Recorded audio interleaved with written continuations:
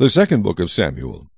Now it came to pass after the death of Saul, when David had returned from the slaughter of the Amalekites, and David had stayed 2 days in Ziklag, on the third day, behold, it happened that a man came from Saul's camp with his clothes torn and dust on his head. So it was, when he came to David, that he fell to the ground and prostrated himself.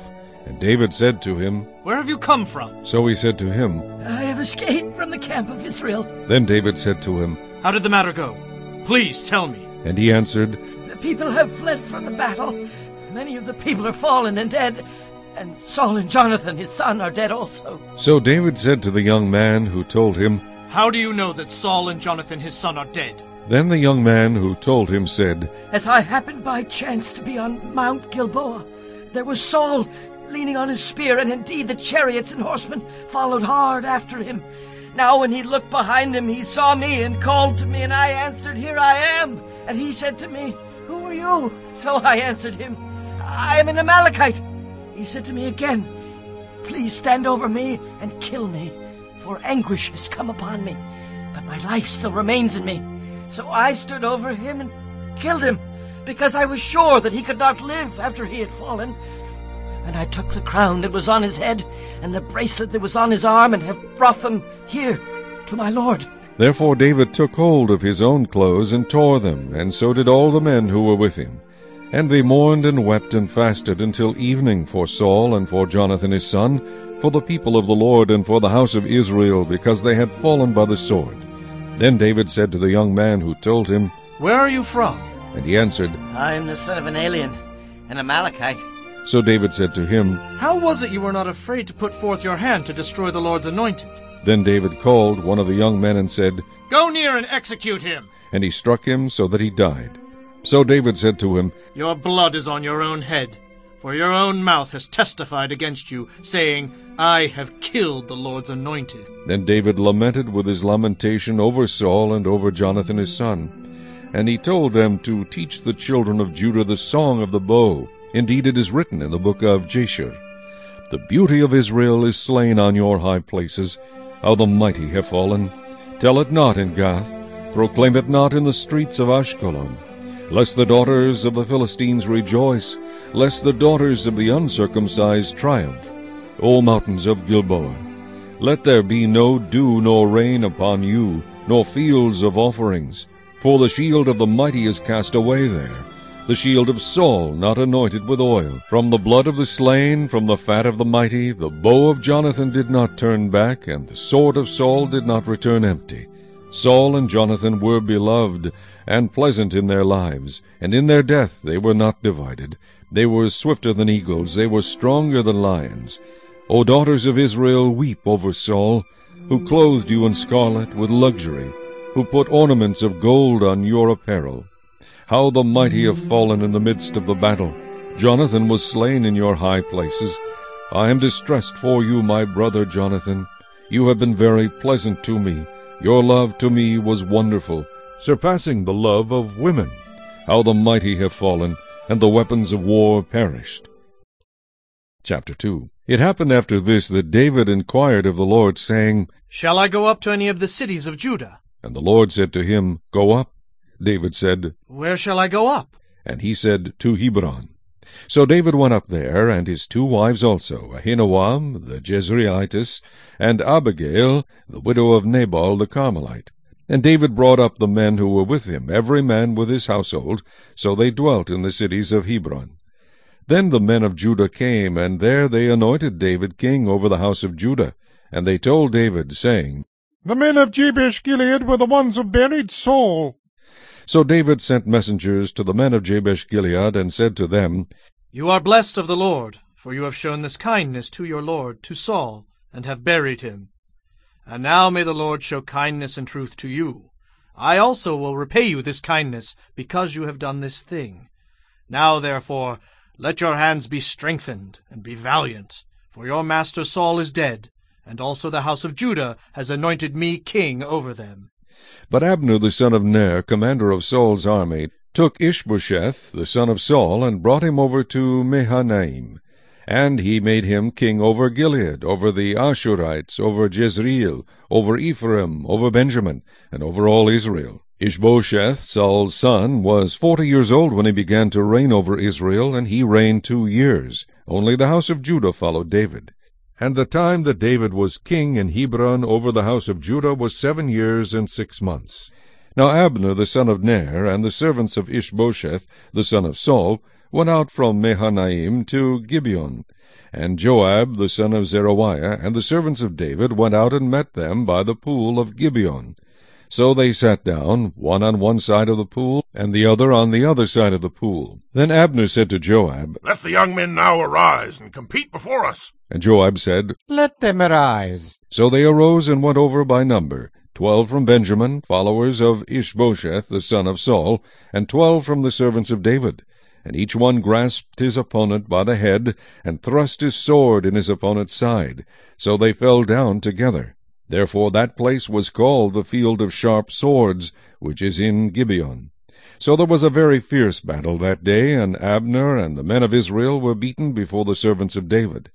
Now the 3 sons of Zeruiah were there, Joab, and Abishai, and Asahel. And Asahel was as fleet of foot as a wild gazelle. So Asahel pursued Abner, and in going he did not turn to the right hand or to the left from following Abner. Then Abner looked behind him and said, Are you Asahel? He answered, I am. And Abner said to him, Turn aside to your right hand or to your left, and lay hold on one of the young men and take his armor for yourself. But Asahel would not turn aside from following him. So Abner said again to Asahel, Turn aside from following me. Why should I strike you to the ground? How then could I face your brother Joab? However, he refused to turn aside. Therefore Abner struck him in the stomach with the blunt end of the spear, so that the spear came out of his back. And he fell down there and died on the spot. So it was that as many as came to the place where Asahel fell down and died stood still. Joab and Abishai also pursued Abner, and the sun was going down when they came to the hill of Ammah, which is before Giah by the road to the wilderness of Gibeon. Now the children of Benjamin gathered together behind Abner, and became a unit, and took their stand on top of a hill. Then Abner called to Joab, and said, Shall the sword devour forever? Do you not know that it will be bitter in the latter end? How long will it be then until you tell the people to return from pursuing their brethren? And Joab said, As God lives, unless you had spoken surely then, by morning all the people would have given up pursuing their brethren. So Joab blew a trumpet, and all the people stood still and did not pursue Israel any more, nor did they fight any more. Then Abner and his men went on all that night through the plain, crossed over the Jordan, and went through all Bithron, and they came to Mahanaim. So Joab returned from pursuing Abner, and when he had gathered all the people together, there were missing of David's servants 19 men and Asahel. But the servants of David had struck down of Benjamin and Abner's men 360 men who died. Then they took up Asahel and buried him in his father's tomb, which was in Bethlehem. And Joab and his men went all night, and they came to Hebron at daybreak. Chapter 3. Now there was a long war between the house of Saul and the house of David, but David grew stronger and stronger, and the house of Saul grew weaker and weaker. Sons were born to David in Hebron. His firstborn was Amnon, by Ahinoam the Jezreelitess. His second, Chileab, by Abigail, the widow of Nabal the Carmelite. The third, Absalom, the son of Maacah, the daughter of Talmai, king of Geshur. The fourth, Adonijah, the son of Haggith. The fifth, Shephatiah, the son of Abital. And the sixth, Ithream, by David's wife Eglah. These were born to David in Hebron. Now it was so, while there was war between the house of Saul and the house of David, that Abner was strengthening his hold on the house of Saul. And Saul had a concubine, whose name was Rizpah, the daughter of Aiah. So Ishbosheth said to Abner, Why have you gone into my father's concubine? Then Abner became very angry at the words of Ishbosheth, and said, Am I a dog's head that belongs to Judah? Today I showed loyalty to the house of Saul your father, to his brothers, and to his friends, and have not delivered you into the hand of David. And you charge me today with a fault concerning this woman? May God do so to Abner, and more also, if I do not do for David as the Lord has sworn to him, to transfer the kingdom from the house of Saul, and set up the throne of David over Israel and over Judah, from Dan to Beersheba. And he could not answer Abner another word, because he feared him. Then Abner sent messengers on his behalf to David, saying, Whose is the land? Saying also, Make your covenant with me, and indeed my hand shall be with you, to bring all Israel to you. And David said, Good.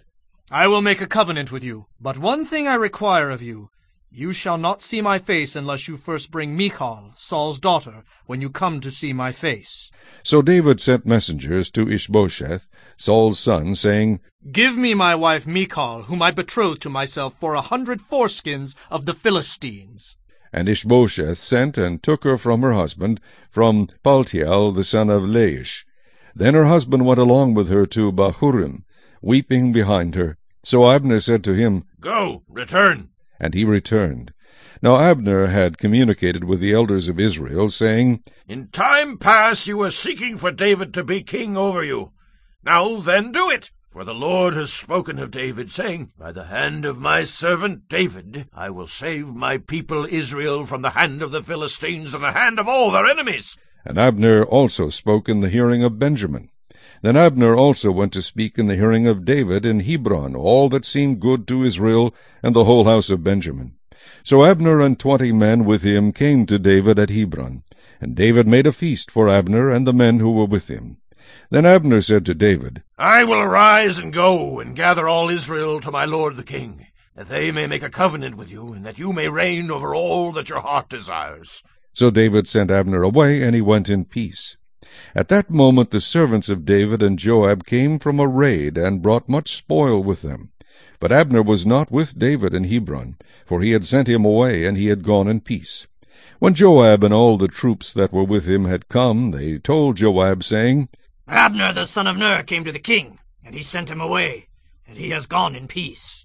Then Joab came to the king and said, What have you done? Look, Abner came to you. Why is it that you sent him away, and he is already gone? Surely you realize that Abner the son of Ner came to deceive you, to know you're going out and you're coming in, and to know all that you are doing. And when Joab had gone from David's presence, he sent messengers after Abner, who brought him back from the well of Sirah, but David did not know it.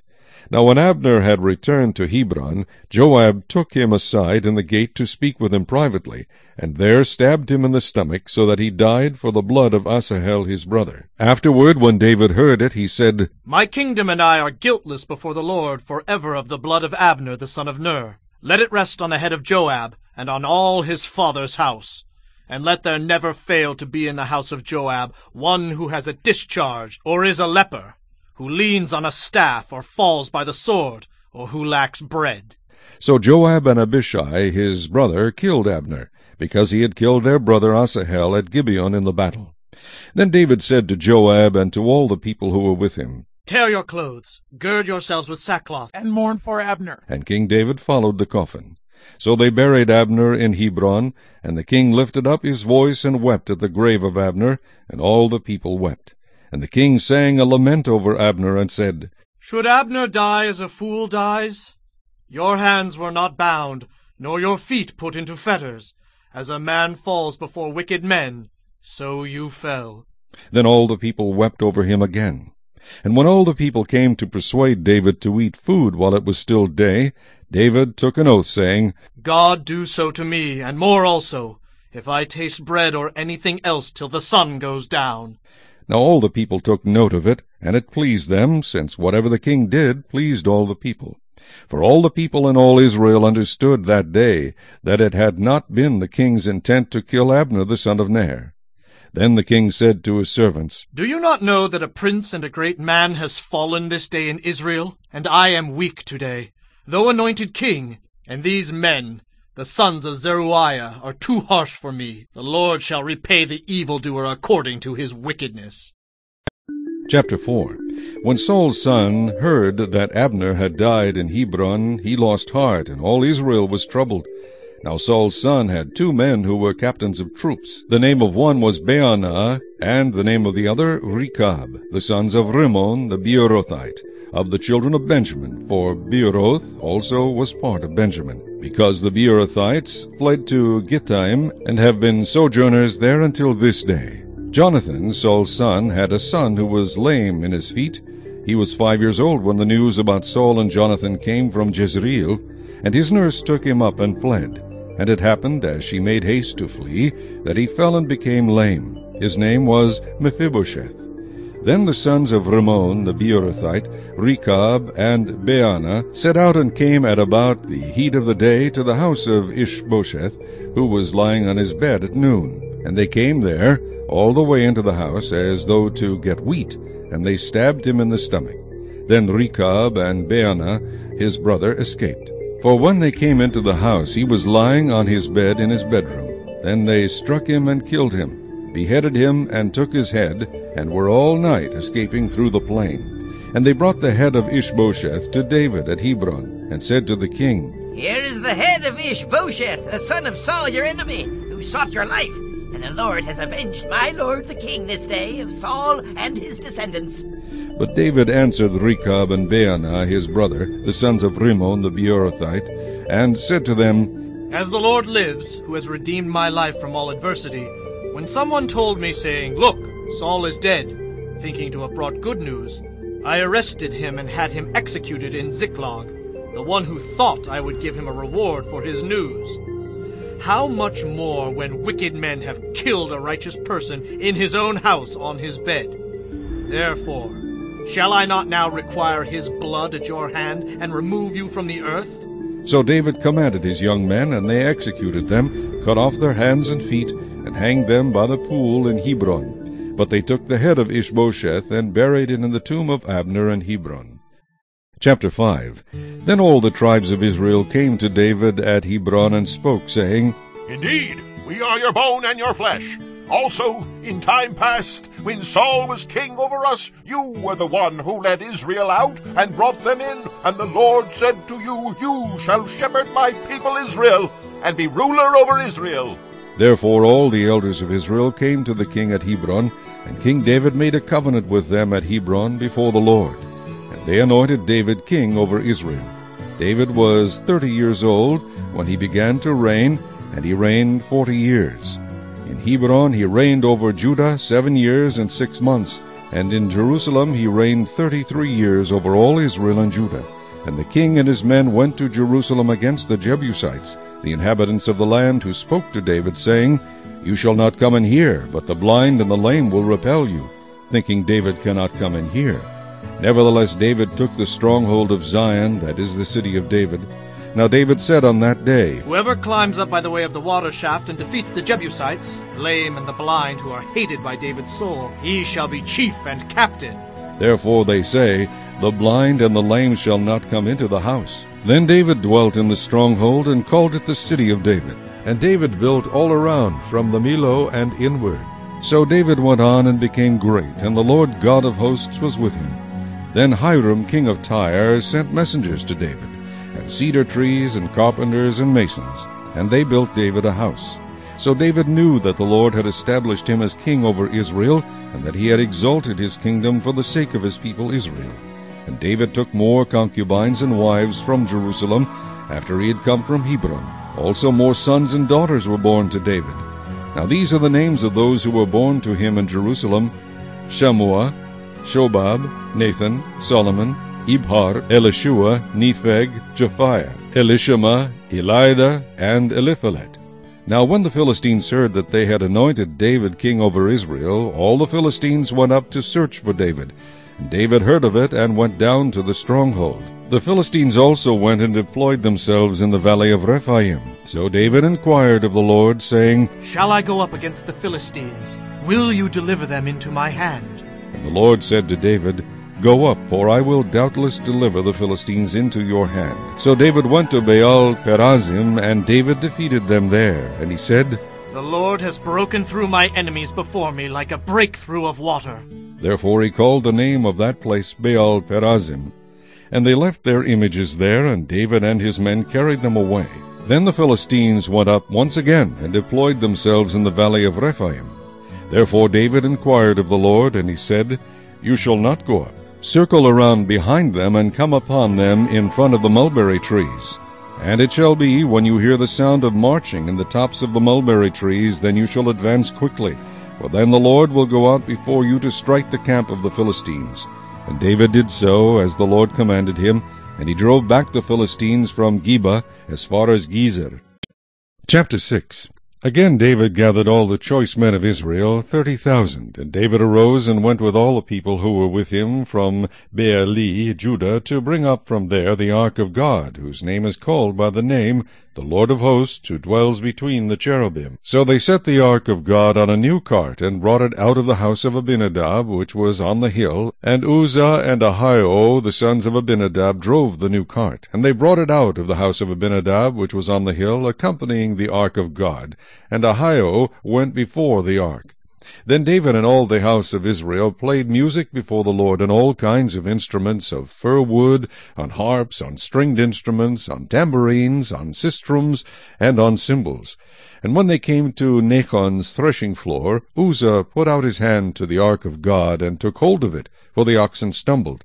Then the anger of the Lord was aroused against Uzzah, and God struck him there for his error, and he died there by the ark of God.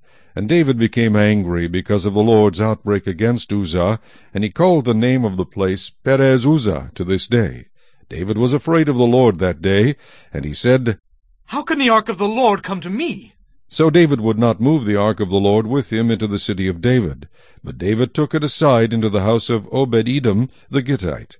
The ark of the Lord remained in the house of Obed-Edom the Gittite 3 months, and the Lord blessed Obed-Edom and all his household. Now it was told King David, saying, The Lord has blessed the house of Obed-Edom, and all that belongs to him, because of the ark of God. So David went and brought up the ark of God from the house of Obed-Edom to the city of David with gladness. And so it was, when those bearing the ark of the Lord had gone 6 paces, that he sacrificed oxen and fatted sheep. Then David danced before the Lord with all his might, and David was wearing a linen ephod. So David and all the house of Israel brought up the ark of the Lord with shouting, and with the sound of the trumpet. Now as the ark of the Lord came into the city of David, Michal, Saul's daughter, looked through a window, and saw King David leaping and whirling before the Lord, and she despised him in her heart. So they brought the ark of the Lord, and set it in its place, in the midst of the tabernacle that David had erected for it. Then David offered burnt offerings and peace offerings before the Lord. And when David had finished offering burnt offerings and peace offerings, he blessed the people in the name of the Lord of hosts. Then he distributed among all the people, among the whole multitude of Israel, both the women and the men, to every one a loaf of bread, a piece of meat, and a cake of raisins. So all the people departed, every one to his house. Then David returned to bless his household, and Michal, the daughter of Saul, came out to meet David, and said, How glorious was the king of Israel today, uncovering himself today in the eyes of the maids of his servants, as one of the base fellows shamelessly uncovers himself. So David said to Michal, It was before the Lord who chose me instead of your father and all his house, to appoint me ruler over the people of the Lord, over Israel. Therefore I will play music before the Lord, and I will be even more undignified than this, and will be humble in my own sight. But as for the maidservants of whom you have spoken, by them I will be held in honor. Therefore Michal, the daughter of Saul, had no children to the day of her death. Chapter 7. Now it came to pass, when the king was dwelling in his house, and the Lord had given him rest from all his enemies all around, that the king said to Nathan the prophet, See now, I dwell in a house of cedar, but the ark of God dwells inside tent curtains. Then Nathan said to the king, Go, do all that is in your heart, for the Lord is with you. But it happened that night that the word of the Lord came to Nathan, saying, Go and tell my servant David, Thus says the Lord, Would you build a house for me to dwell in? For I have not dwelt in a house since the time that I brought the children of Israel up from Egypt, even to this day, but have moved about in a tent and in a tabernacle. Whenever I have moved about with all the children of Israel, have I ever spoken a word to anyone from the tribes of Israel, whom I commanded to shepherd my people Israel, saying, Why have you not built me a house of cedar? Now therefore thus shall you say to my servant David, Thus says the Lord of hosts, I took you from the sheepfold, from following the sheep, to be ruler over my people, over Israel.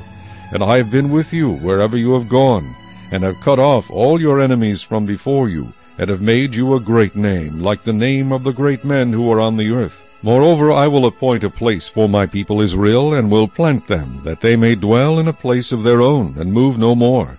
Nor shall the sons of wickedness oppress them any more, as previously, since the time that I commanded judges to be over my people Israel, and have caused you to rest from all your enemies. Also the Lord tells you that he will make you a house. When your days are fulfilled, and you rest with your fathers, I will set up your seed after you, who will come from your body, and I will establish his kingdom. He shall build a house for my name, and I will establish the throne of his kingdom forever. I will be his father, and he shall be my son. If he commits iniquity, I will chasten him with the rod of men, and with the blows of the sons of men. But my mercy shall not depart from him, as I took it from Saul, whom I removed from before you. And your house and your kingdom shall be established forever before you. Your throne shall be established forever. According to all these words, and according to all this vision, so Nathan spoke to David. Then King David went in and sat before the Lord, and he said, Who am I, O Lord God? And what is my house, that you have brought me this far? And yet this was a small thing in your sight, O Lord God. And you have also spoken of your servant's house for a great while to come.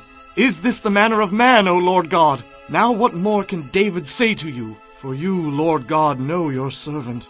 For your word's sake, and according to your own heart, you have done all these great things to make your servant know them. Therefore you are great, O Lord God, for there is none like you, nor is there any God beside you, according to all that we have heard with our ears. And who is like your people, like Israel, the one nation on the earth, whom God went to redeem for himself as a people, to make for himself a name, and to do for yourself great and awesome deeds for your land, before your people, whom you redeemed for yourself from Egypt, the nations and their gods? For you have made your people Israel your very own people forever, and you, Lord, have become their God. Now, O Lord God, the word which you have spoken concerning your servant, and concerning his house, establish it forever, and do as you have said. So let your name be magnified forever, saying, The Lord of hosts is the God over Israel. And let the house of your servant David be established before you. For you, O Lord of hosts, God of Israel, have revealed this to your servant, saying, I will build you a house. Therefore your servant has found it in his heart to pray this prayer to you. And now, O Lord God, you are God, and your words are true, and you have promised this goodness to your servant. Now therefore, let it please you to bless the house of your servant, that it may continue before you forever. For you, O Lord God, have spoken it, and with your blessing let the house of your servant be blessed forever. Chapter 8. After this it came to pass that David attacked the Philistines and subdued them, and David took Metheg-Ammah from the hand of the Philistines. Then he defeated Moab, forcing them down to the ground, and measured them off with a line. With 2 lines he measured off those to be put to death, and with 1 full line those to be kept alive. So the Moabites became David's servants, and brought tribute. David also defeated Hadadezer, the son of Rehob, king of Zobah, as he went to recover his territory at the river Euphrates. David took from him 1,000 chariots, 700 horsemen, and 20,000 foot soldiers. Also David hamstrung all the chariot horses, except that he spared enough of them for 100 chariots. When the Syrians of Damascus came to help Hadadezer, king of Zobah, David killed 22,000 of the Syrians. Then David put garrisons in Syria of Damascus, and the Syrians became David's servants, and brought tribute. So the Lord preserved David wherever he went. And David took the shields of gold that had belonged to the servants of Hadadezer, and brought them to Jerusalem. Also from Betah and from Berothai, cities of Hadadezer, King David took a large amount of bronze. When Toi, king of Hamath, heard that David had defeated all the army of Hadadezer, then Toi sent Joram his son to King David, to greet him and bless him, because he had fought against Hadadezer and defeated him, for Hadadezer had been at war with Toi. And Joram brought with him articles of silver, articles of gold, and articles of bronze.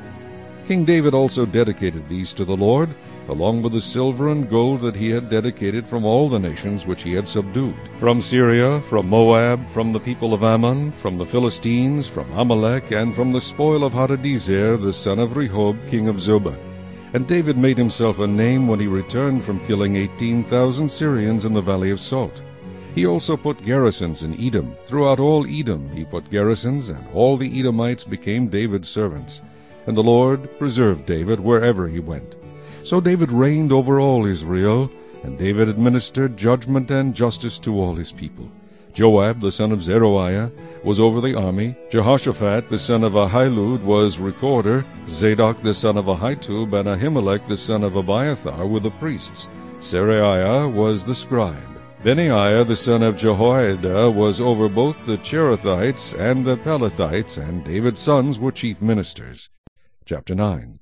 Now David said, Is there still anyone who is left of the house of Saul, that I may show him kindness for Jonathan's sake? And there was a servant of the house of Saul whose name was Ziba. So when they had called him to David, the king said to him, Are you Ziba? He said, At your service. Then the king said, Is there not still someone of the house of Saul to whom I may show the kindness of God? And Ziba said to the king, There is still a son of Jonathan who is lame in his feet. So the king said to him, Where is he? And Ziba said to the king, Indeed, he is in the house of Machir, the son of Amiel, in Lo-debar. Then King David sent and brought him out of the house of Machir, the son of Amiel, from Lo-debar. Now when Mephibosheth, the son of Jonathan, the son of Saul, had come to David, he fell on his face and prostrated himself. Then David said, Mephibosheth? And he answered, Here is your servant. So David said to him, Do not fear, for I will surely show you kindness for Jonathan your father's sake, and will restore to you all the land of Saul your grandfather, and you shall eat bread at my table continually. Then he bowed himself and said, What is your servant, that you should look upon such a dead dog as I? And the king called to Ziba, Saul's servant, and said to him, I have given to your master's son all that belonged to Saul and to all his house. You therefore and your sons and your servants shall work the land for him, and you shall bring in the harvest, that your master's son may have food to eat. But Mephibosheth your master's son shall eat bread at my table always. Now Ziba had 15 sons and 20 servants. Then Ziba said to the king, According to all that my lord the king has commanded his servant, so will your servant do. As for Mephibosheth, said the king, he shall eat at my table like one of the king's sons. Mephibosheth had a young son whose name was Micah, and all who dwelt in the house of Ziba were servants of Mephibosheth. So Mephibosheth dwelt in Jerusalem, for he ate continually at the king's table, and he was lame in both his feet. Chapter 10. It happened after this that the king of the people of Ammon died, and Hanun his son reigned in his place. Then David said, I will show kindness to Hanun the son of Nahash, as his father showed kindness to me. So David sent by the hand of his servants to comfort him concerning his father. And David's servants came into the land of the people of Ammon. And the princes of the people of Ammon said to Hanun their lord, Do you think that David really honors your father because he has sent comforters to you? Has David not rather sent his servants to you to search the city, to spy it out, and to overthrow it? Therefore Hanun took David's servants, shaved off half of their beards, cut off their garments in the middle, at their buttocks, and sent them away. When they told David, he sent to meet them, because the men were greatly ashamed. And the king said, Wait at Jericho until your beards have grown, and then return. When the people of Ammon saw that they had made themselves repulsive to David, the people of Ammon sent and hired the Syrians of Beth-rehob and the Syrians of Zobah, 20,000 foot soldiers, and from the king of Maacah 1,000 men, and from Ishtob 12,000 men. Now when David heard of it, he sent Joab and all the army of the mighty men. Then the people of Ammon came out and put themselves in battle array at the entrance of the gate. And the Syrians of Zobah, Beth-rehob, Ishtob, and Maacah were by themselves in the field. When Joab saw that the battle line was against him before and behind, he chose some of Israel's best, and put them in battle array against the Syrians. And the rest of the people he put under the command of Abishai his brother, that he might set them in battle array against the people of Ammon. Then he said, If the Syrians are too strong for me, then you shall help me.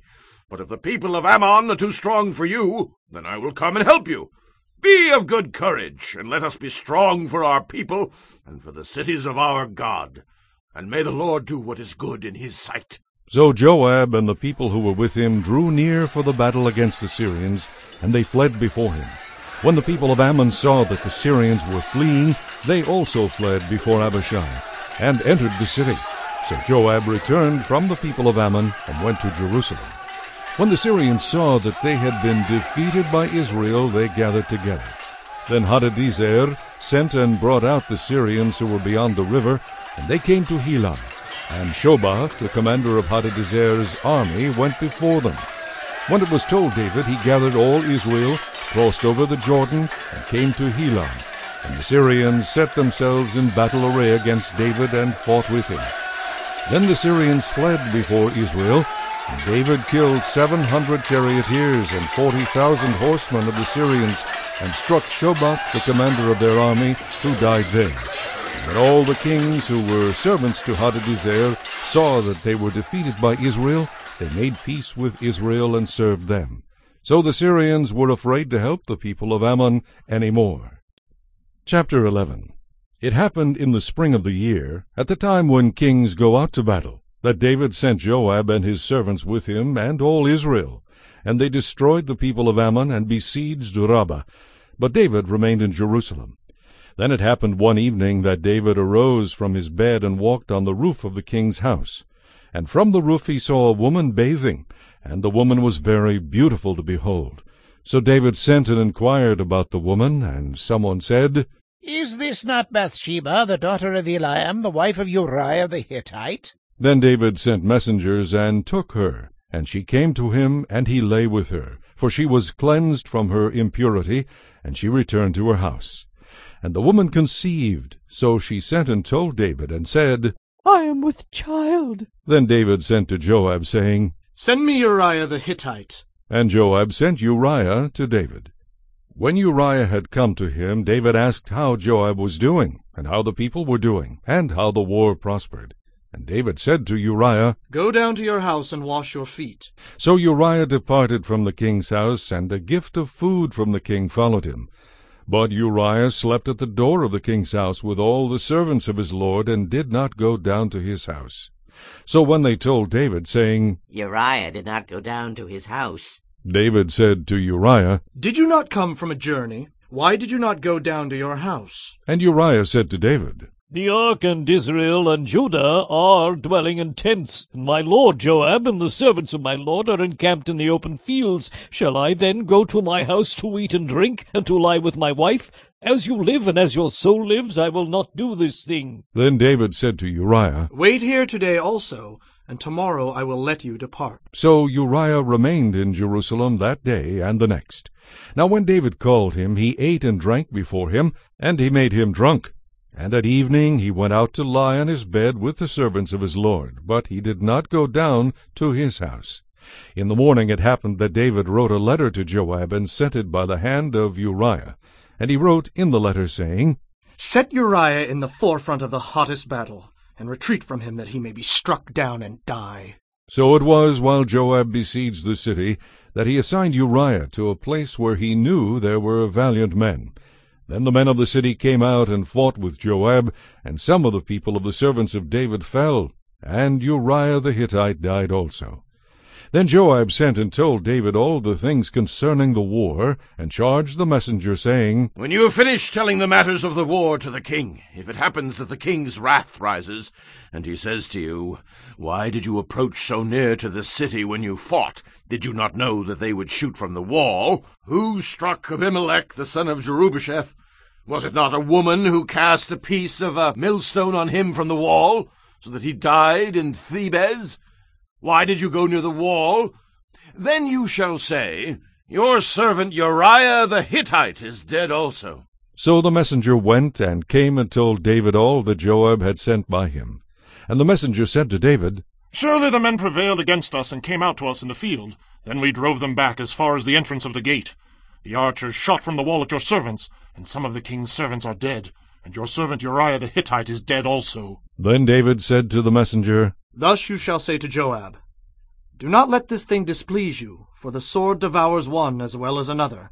Strengthen your attack against the city, and overthrow it. So encourage him. When the wife of Uriah heard that Uriah her husband was dead, she mourned for her husband. And when her mourning was over, David sent and brought her to his house, and she became his wife, and bore him a son. But the thing that David had done displeased the Lord. Chapter 12. Then the Lord sent Nathan to David, and he came to him and said to him, There were 2 men in one city, one rich and the other poor. The rich man had exceedingly many flocks and herds, but the poor man had nothing, except one little ewe lamb which he had bought and nourished, and it grew up together with him and with his children. It ate of his own food, and drank from his own cup, and lay in his bosom, and it was like a daughter to him. And a traveller came to the rich man, who refused to take from his own flock and from his own herd to prepare one for the wayfaring man who had come to him. But he took the poor man's lamb, and prepared it for the man who had come to him. So David's anger was greatly aroused against the man, and he said to Nathan, As the Lord lives, the man who has done this shall surely die, and he shall restore 4-fold for the lamb, because he did this thing and because he had no pity. Then Nathan said to David, You are the man, thus says the Lord God of Israel. I anointed you king over Israel, and I delivered you from the hand of Saul. I gave you your master's house and your master's wives into your keeping, and gave you the house of Israel and Judah.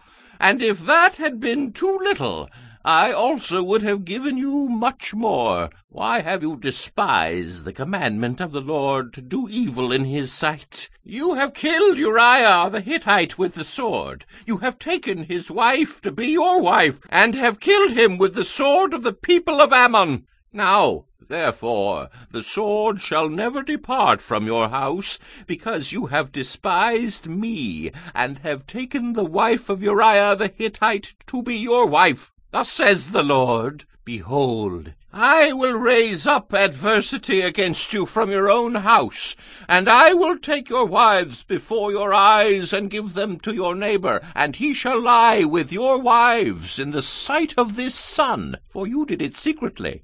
But I will do this thing before all Israel, before the sun. So David said to Nathan, I have sinned against the Lord. And Nathan said to David, The Lord also has put away your sin. You shall not die. However, because by this deed you have given great occasion to the enemies of the Lord to blaspheme, the child also who is born to you shall surely die. Then Nathan departed to his house. And the Lord struck the child that Uriah's wife bore to David, and it became ill. David therefore pleaded with God for the child, and David fasted, and went in and lay all night on the ground.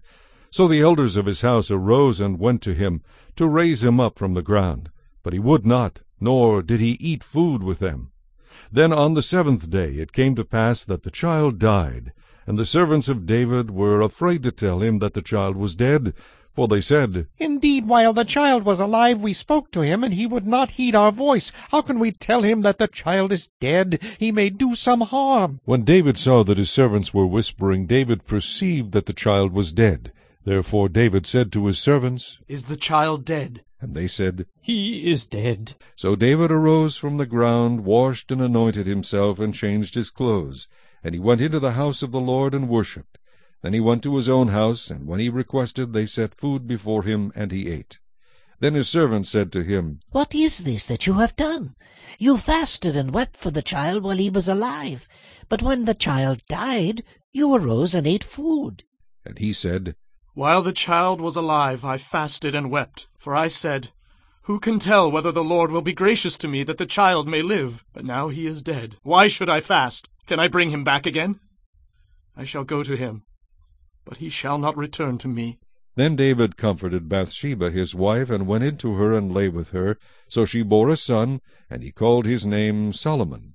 Now the Lord loved him, and he sent word by the hand of Nathan the prophet. So he called his name Jedediah, because of the Lord. Now Joab fought against Rabbah of the people of Ammon, and took the royal city. And Joab sent messengers to David, and said, I have fought against Rabbah, and I have taken the city's water supply. Now, therefore, gather the rest of the people together and encamp against the city and take it, lest I take the city and it be called after my name. So David gathered all the people together and went to Rabbah, fought against it, and took it. Then he took their king's crown from his head. Its weight was a talent of gold with precious stones, and it was set on David's head. Also he brought out the spoil of the city in great abundance. And he brought out the people who were in it, and put them to work with saws and iron picks and iron axes, and made them cross over to the brick works. So he did to all the cities of the people of Ammon. Then David and all the people returned to Jerusalem. Chapter 13. After this Absalom the son of David had a lovely sister, whose name was Tamar, and Amnon the son of David loved her. Amnon was so distressed over his sister Tamar that he became sick, for she was a virgin, and it was improper for Amnon to do anything to her. But Amnon had a friend whose name was Jonadab the son of Shimeah, David's brother. Now Jonadab was a very crafty man, and he said to him, "Why are you, the king's son, becoming thinner day after day? Will you not tell me?" Amnon said to him, I love Tamar, my brother Absalom's sister. So Jonadab said to him, "Lie down on your bed and pretend to be ill. And when your father comes to see you, say to him, 'Please let my sister Tamar come and give me food, and prepare the food in my sight, that I may see it and eat it from her hand.'" Then Amnon lay down and pretended to be ill. And when the king came to see him, Amnon said to the king, Please let Tamar, my sister, come and make a couple of cakes for me in my sight, that I may eat from her hand. And David sent home to Tamar, saying, "Now go to your brother Amnon's house and prepare food for him." So Tamar went to her brother Amnon's house, and he was lying down. Then she took flour and kneaded it, made cakes in his sight, and baked the cakes. And she took the pan and placed them out before him, but he refused to eat. Then Amnon said, Have everyone go out from me. And they all went out from him. Then Amnon said to Tamar, Bring the food into the bedroom, that I may eat from your hand. And Tamar took the cakes which she had made, and brought them to Amnon her brother in the bedroom. Now when she had brought them to him to eat, he took hold of her and said to her, Come, lie with me, my sister. But she answered, No, my brother, do not force me, for no such thing should be done in Israel. Do not do this disgraceful thing. And I, where could I take my shame? And as for you, you would be like one of the fools in Israel. Now therefore please speak to the king, for he will not withhold me from you. However, he would not heed her voice, and being stronger than she, he forced her and lay with her. Then Amnon hated her exceedingly, so that the hatred with which he hated her was greater than the love with which he had loved her. And Amnon said to her, Arise, be gone. So she said to him, No, indeed. This evil of sending me away is worse than the other that you did to me. But he would not listen to her. Then he called his servant who attended him and said, Here, put this woman out, away from me, and bolt the door behind her. Now she had on a robe of many colors, for the king's virgin daughters wore such apparel. And his servant put her out and bolted the door behind her. Then Tamar put ashes on her head and tore her robe of many colors that was on her, and lay her hand on her head and went away crying bitterly.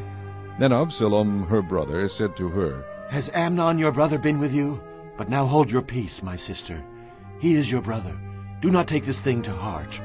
So Tamar remained desolate in her brother Absalom's house. But when King David heard of all these things, he was very angry. And Absalom spoke to his brother Amnon neither good nor bad. For Absalom hated Amnon, because he had forced his sister Tamar. And it came to pass, after 2 full years, that Absalom had sheep shearers in Baal-hazor, which is near Ephraim. So Absalom invited all the king's sons. Then Absalom came to the king and said, Kindly note, your servant has sheep shearers. Please, let the king and his servants go with your servant. But the king said to Absalom, No, my son, let us not all go now, lest we be a burden to you. Then he urged him, but he would not go, and he blessed him. Then Absalom said, If not, please let my brother Amnon go with us. Then the king said to him, Why should he go with you? But Absalom urged him, so he let Amnon and all the king's sons go with him. Now Absalom had commanded his servants, saying, Watch now, when Amnon's heart is merry with wine, and when I say to you, Strike Amnon, then kill him. Do not be afraid. Have I not commanded you? Be courageous and valiant. So the servants of Absalom did to Amnon as Absalom had commanded. Then all the king's sons arose, and each one got on his mule and fled. And it came to pass, while they were on the way, that news came to David, saying, Absalom has killed all the king's sons, and not one of them is left. So the king arose and tore his garments and lay on the ground, and all his servants stood by with their clothes torn. Then Jonadab, the son of Shimea, David's brother, answered and said, Let not my lord suppose they have killed all the young men, the king's sons, for only Amnon is dead. For by the command of Absalom, this has been determined from the day that he forced his sister Tamar. Now, therefore, let not my lord the king take the thing to his heart, to think that all the king's sons are dead, for only Amnon is dead. Then Absalom fled, and the young man who was keeping watch lifted his eyes and looked, and there many people were coming from the road on the hillside behind him. And Jonadab said to the king, Look, the king's sons are coming. As your servant said, so it is. So it was, as soon as he had finished speaking, that the king's sons indeed came, and they lifted up their voice and wept. Also the king and all his servants wept very bitterly. But Absalom fled and went to Talmai, the son of Ammihud, king of Geshur. And David mourned for his son every day. So Absalom fled and went to Geshur, and was there 3 years. And King David longed to go to Absalom, for he had been comforted concerning Amnon, because he was dead. Chapter 14. So Joab the son of Zeruiah perceived that the king's heart was concerned about Absalom. And Joab sent to Tekoa, and brought from there a wise woman, and said to her, Please pretend to be a mourner, and put on mourning apparel. Do not anoint yourself with oil, but act like a woman who has been mourning a long time for the dead. Go to the king and speak to him in this manner.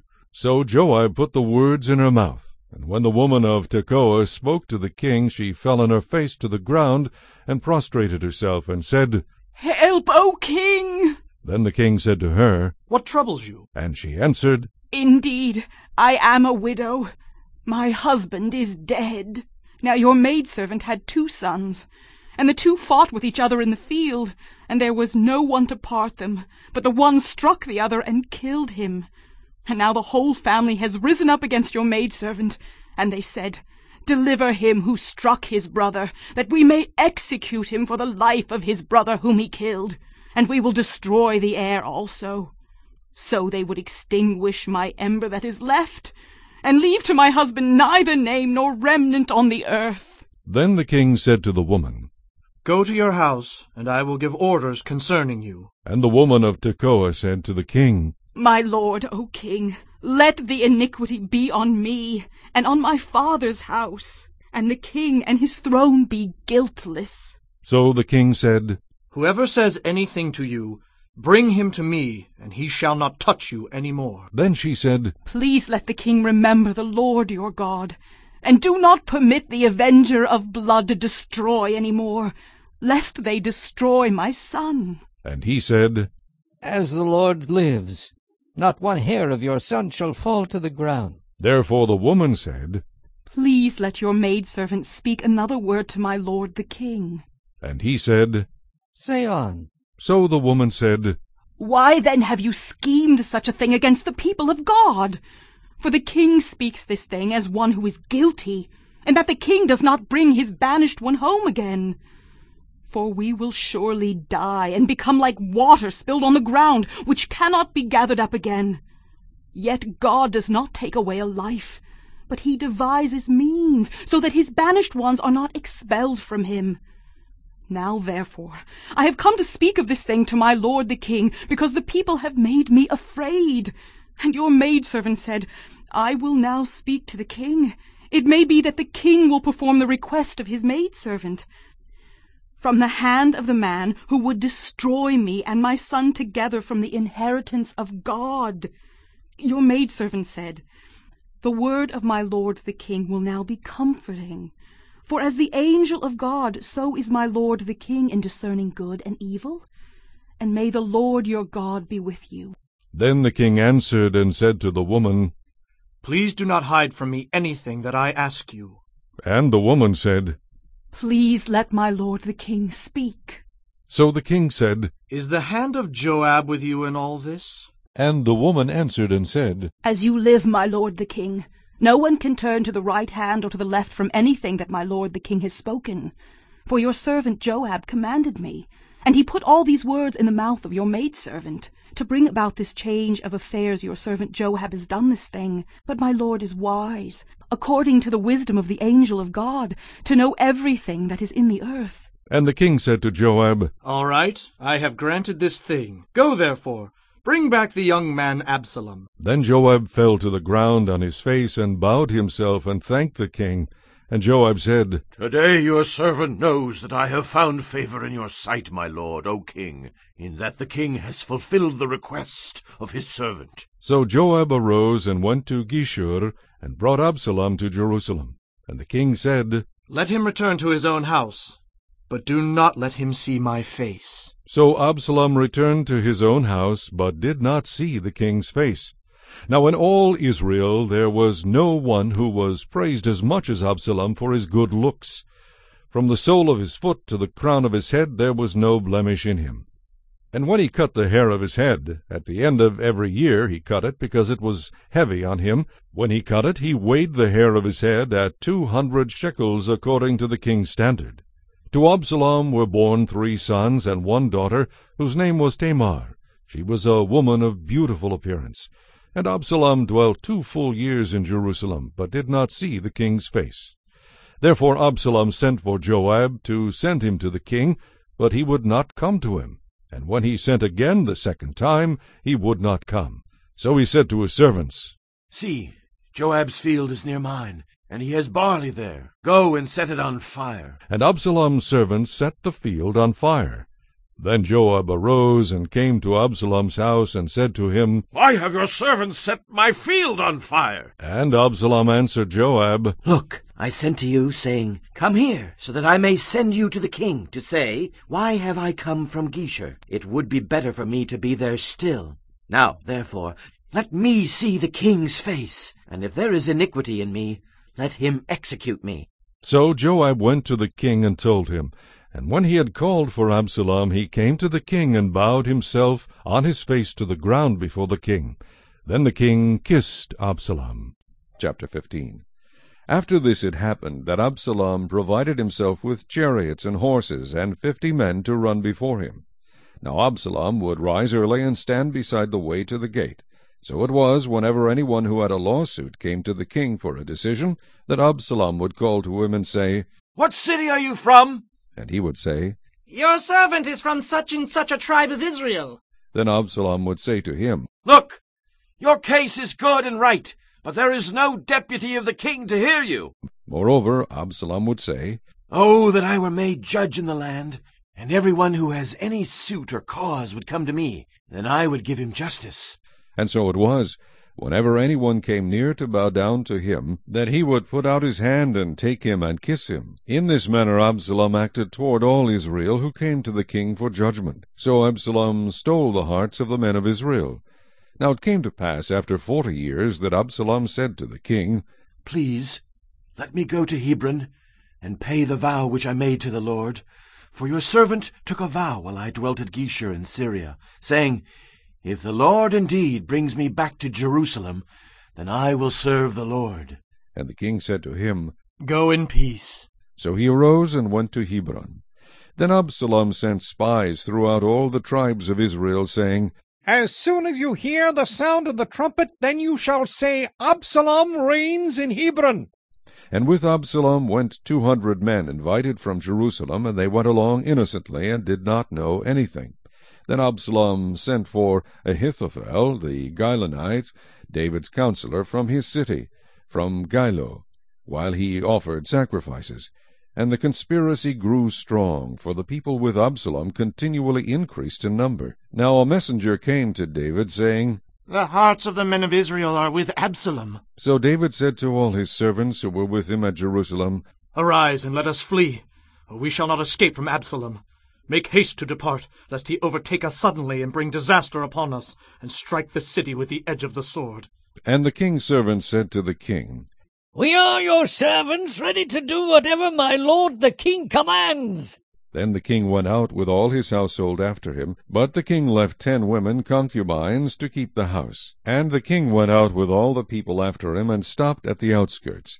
Then all his servants passed before him, and all the Cherethites, all the Pelethites, and all the Gittites. 600 men who had followed him from Gath passed before the king. Then the king said to Ittai the Gittite, Why are you also going with us? Return and remain with the king, for you are a foreigner, and also an exile from your own place. In fact, you came only yesterday. Should I make you wander up and down with us today, since I go I know not where? Return and take your brethren back. Mercy and truth be with you. But Ittai answered the king and said, As the Lord lives, and as my lord the king lives, surely in whatever place my lord the king shall be, whether in death or life, even there also your servant will be. So David said to Ittai, Go and cross over. Then Ittai the Gittite and all his men and all the little ones who were with him crossed over. And all the country wept with a loud voice, and all the people crossed over. The king himself also crossed over the brook Kidron, and all the people crossed over toward the way of the wilderness. There was Zadok also, and all the Levites with him, bearing the ark of the covenant of God. And they set down the ark of God, and Abiathar went up until all the people had finished crossing over from the city. Then the king said to Zadok, Carry the ark of God back into the city. If I find favor in the eyes of the Lord, he will bring me back and show me both it and his dwelling place. But if he says thus, I have no delight in you, here I am. Let him do to me as seems good to him. The king also said to Zadok the priest, Are you not a seer? Return to the city in peace, and your 2 sons with you, Ahimaaz your son, and Jonathan the son of Abiathar. See, I will wait in the plains of the wilderness until word comes from you to inform me. Therefore Zadok and Abiathar carried the ark of God back to Jerusalem, and they remained there. So David went up by the ascent of the Mount of Olives, and wept as he went up. And he had his head covered, and went barefoot. And all the people who were with him covered their heads, and went up, weeping as they went up. Then someone told David, saying, Ahithophel is among the conspirators with Absalom. And David said, O Lord, I pray, turn the counsel of Ahithophel into foolishness. Now it happened when David had come to the top of the mountain, where he worshipped God, there was Hushai the Archite coming to meet him, with his robe torn and dust on his head. David said to him, If you go on with me, then you will become a burden to me. But if you return to the city and say to Absalom, I will be your servant, O king, as I was your father's servant previously, so I will now also be your servant. Then you may defeat the counsel of Ahithophel for me. And do you not have Zadok and Abiathar the priests with you there? Therefore it will be that whatever you hear from the king's house, you shall tell to Zadok and Abiathar the priests. Indeed, they have there with them their 2 sons, Ahimaaz, Zadok's son, and Jonathan, Abiathar's son. And by them you shall send me everything you hear. So Hushai, David's friend, went into the city, and Absalom came into Jerusalem. Chapter 16. When David was a little past the top of the mountain, there was Ziba the servant of Mephibosheth, who met him with a couple of saddled donkeys, and on them 200 loaves of bread, 100 clusters of raisins, 100 summer fruits, and a skin of wine. And the king said to Ziba, What do you mean to do with these? So Ziba said, The donkeys are for the king's household to ride on, the bread and summer fruit for the young men to eat, and the wine for those who are faint in the wilderness to drink. Then the king said, And where is your master's son? And Ziba said to the king, Indeed, he is staying in Jerusalem, for he said, Today the house of Israel will restore the kingdom of my father to me. So the king said to Ziba, Here, all that belongs to Mephibosheth is yours. And Ziba said, I humbly bow before you, that I may find favor in your sight, my lord, O king. Now when King David came to Bahurim, there was a man from the family of the house of Saul, whose name was Shimei the son of Gera, coming from there. He came out, cursing continuously as he came. And he threw stones at David, and at all the servants of King David. And all the people and all the mighty men were on his right hand and on his left. Also Shimei said thus when he cursed, Come out, you bloodthirsty man, you rogue! The Lord has brought upon you all the blood of the house of Saul, in whose place you have reigned. and the Lord has delivered the kingdom into the hand of Absalom your son. So now you are caught in your own evil, because you are a bloodthirsty man. Then Abishai, the son of Zeruiah, said to the king, Why should this dead dog curse my lord the king? Please let me go over and take off his head. But the king said, What have I to do with you, you sons of Zeruiah? So let him curse, because the Lord has said to him, Curse David. Who then shall say, Why have you done so? And David said to Abishai and all his servants, See how my son, who came from my own body, seeks my life.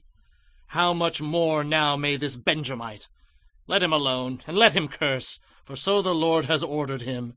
It may be that the Lord will look on my affliction, and that the Lord will repay me with good for his cursing this day. And as David and his men went along the road, Shimei went along the hillside opposite him, and cursed as he went, threw stones at him, and kicked up dust. Now the king and all the people who were with him became weary, so they refreshed themselves there. Meanwhile Absalom and all the people, the men of Israel, came to Jerusalem, and Ahithophel was with them. And so it was, when Hushai the Archite, David's friend, came to Absalom, that Hushai said to Absalom, Long live the king! Long live the king! So Absalom said to Hushai, Is this your loyalty to your friend? Why do you not go with your friend? And Hushai said to Absalom, No, but whom the Lord and this people and all the men of Israel choose, his I will be, and with him I will remain. Furthermore, whom should I serve? Should I not serve in the presence of his son? As I have served in your father's presence, so will I be in your presence. Then Absalom said to Ahithophel, Give advice as to what we should do. And Ahithophel said to Absalom, Go into your father's concubines, whom he has left to keep the house, and all Israel will hear that you are abhorred by your father. Then the hands of all who are with you will be strong. So they pitched a tent for Absalom on the top of the house, and Absalom went into his father's concubines, in the sight of all Israel. Now the advice of Ahithophel, which he gave in those days, was as if one had inquired at the oracle of God. So was all the advice of Ahithophel, both with David and with Absalom. Chapter 17. Moreover Ahithophel said to Absalom, Now let me choose 12,000 men, and I will arise and pursue David tonight. I will come upon him while he is weary and weak, and make him afraid.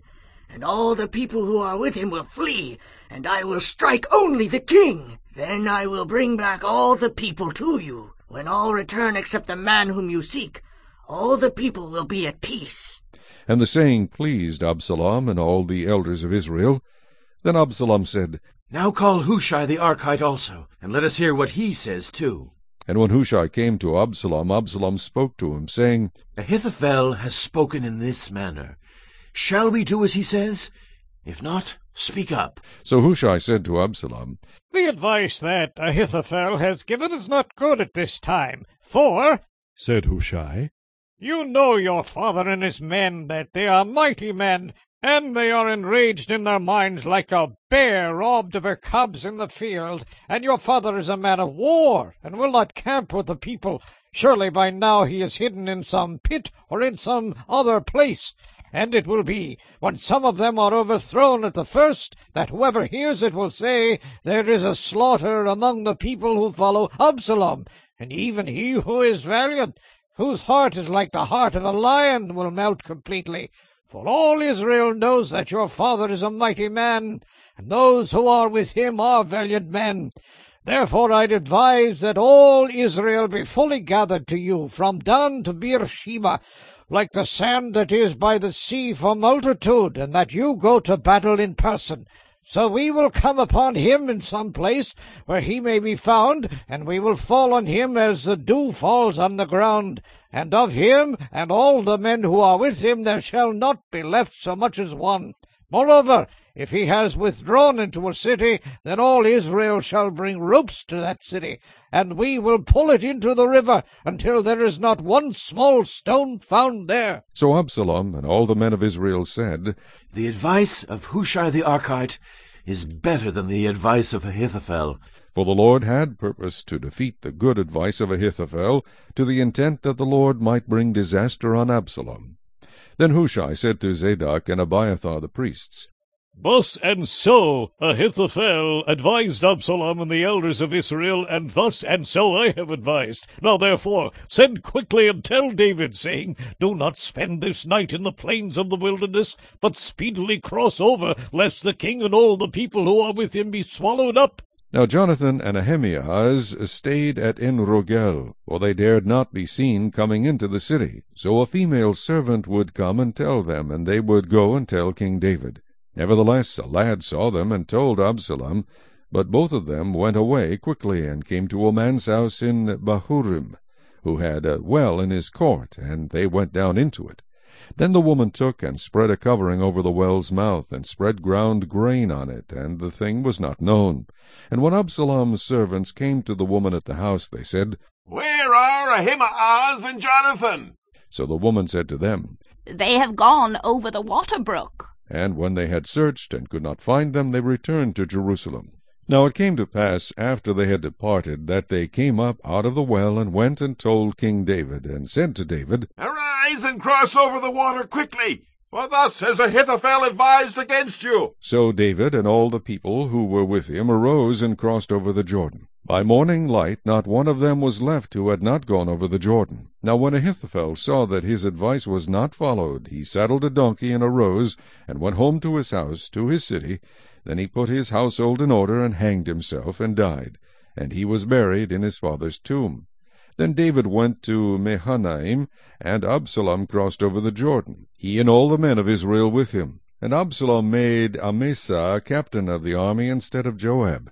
This Amasa was the son of a man whose name was Jithra, an Israelite, who had gone to Abigail, the daughter of Nahash, sister of Zeruiah, Joab's mother. So Israel and Absalom encamped in the land of Gilead. Now it happened, when David had come to Mahanaim, that Shobai, the son of Nahash, from Rabbah, of the people of Ammon, Machir, the son of Amiel, from Lo-debar, and Barzillai, the Gileadite, from Rogelim, brought beds and basins, earthen vessels, and wheat, barley and flour, parched grain and beans, lentils, and parched seeds, honey and curds, sheep and cheese of the herd, for David and the people who were with him to eat. For they said, The people are hungry and weary and thirsty in the wilderness. Chapter 18. And David numbered the people who were with him, and set captains of thousands and captains of hundreds over them. Then David sent out 1/3 of the people under the hand of Joab, 1/3 under the hand of Abishai the son of Zeruiah, Joab's brother, and 1/3 under the hand of Ittai the Gittite. And the king said to the people, I also will surely go out with you myself. But the people answered, You shall not go out, for if we flee away, they will not care about us, nor if half of us die will they care about us. But you are worth 10,000 of us now, for you are now more help to us in the city. Then the king said to them, Whatever seems best to you I will do. So the king stood beside the gate, and all the people went out by hundreds and by thousands. Now the king had commanded Joab, Abishai, and Ittai, saying, Deal gently for my sake with the young man Absalom. And all the people heard when the king gave all the captains orders concerning Absalom. So the people went out into the field of battle against Israel, and the battle was in the woods of Ephraim. The people of Israel were overthrown there before the servants of David, and a great slaughter of 20,000 took place there that day.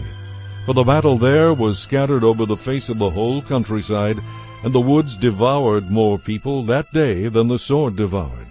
Then Absalom met the servants of David. Absalom rode on a mule. The mule went under the thick boughs of a great terebinth tree, and his head caught in the terebinth. So he was left hanging between heaven and earth, and the mule which was under him went on.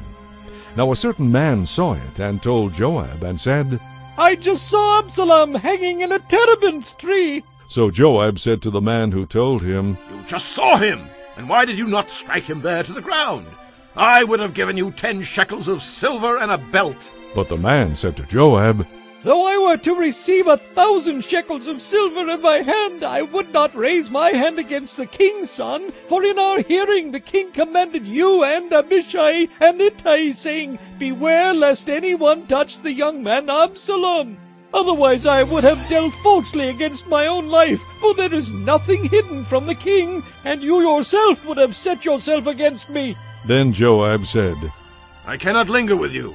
And he took 3 spears in his hand, and thrust them through Absalom's heart, while he was still alive in the midst of the terebinth tree. And 10 young men who bore Joab's armor surrounded Absalom, and struck and killed him. So Joab blew the trumpet, and the people returned from pursuing Israel. For Joab held back the people. And they took Absalom, and cast him into a large pit in the woods, and laid a very large heap of stones over him. Then all Israel fled, every one to his tent. Now Absalom in his lifetime had taken and set up a pillar for himself, which is in the king's valley. For he said, I have no son to keep my name in remembrance. He called the pillar after his own name, and to this day it is called Absalom's monument. Then Ahimaaz the son of Zadok said, Let me run now, and take the news to the king, how the Lord has avenged him of his enemies. And Joab said to him, You shall not take the news this day, for you shall take the news another day. But today you shall take no news, because the king's son is dead. Then Joab said to the Cushite, Go, tell the king what you have seen. So the Cushite bowed himself to Joab and ran. And Ahimaaz the son of Zadok said again to Joab, But whatever happens, please let me also run after the Cushite. So Joab said, Why will you run, my son, since you have no news ready? But whatever happens, he said, let me run. So he said to him, Run! Then Ahimaaz ran by way of the plain, and outran the Cushite.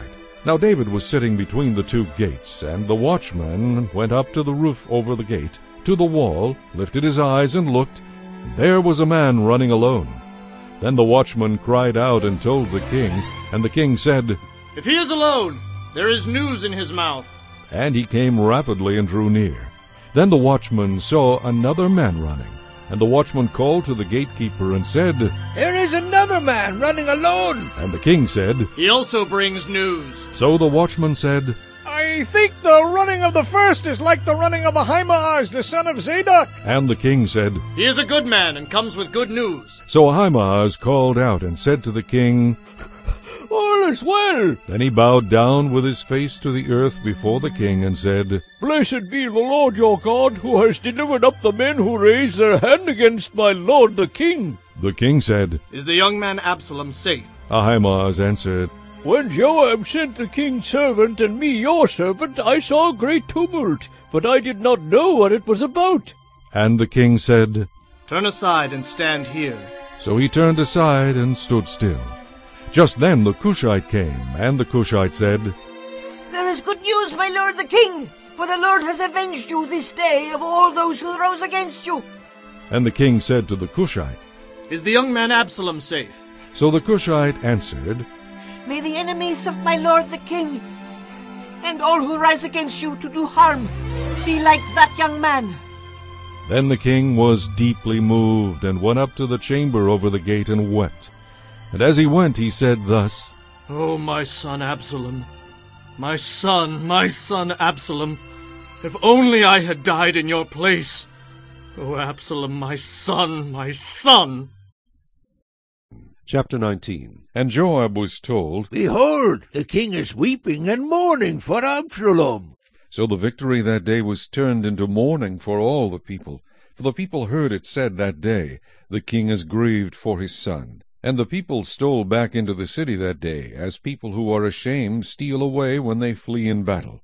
But the king covered his face, and the king cried out with a loud voice, Oh, my son Absalom!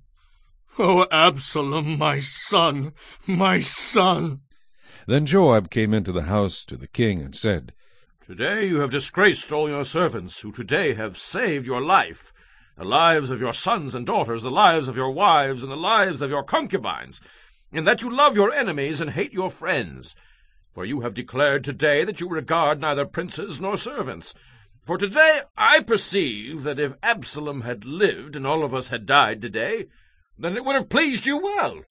Now, therefore, arise, go out and speak comfort to your servants. For I swear by the Lord, if you do not go out, not one will stay with you this night, and that will be worse for you than all the evil that has befallen you from your youth until now. Then the king arose and sat in the gate, And they told all the people, saying, There is the king, sitting at the gate.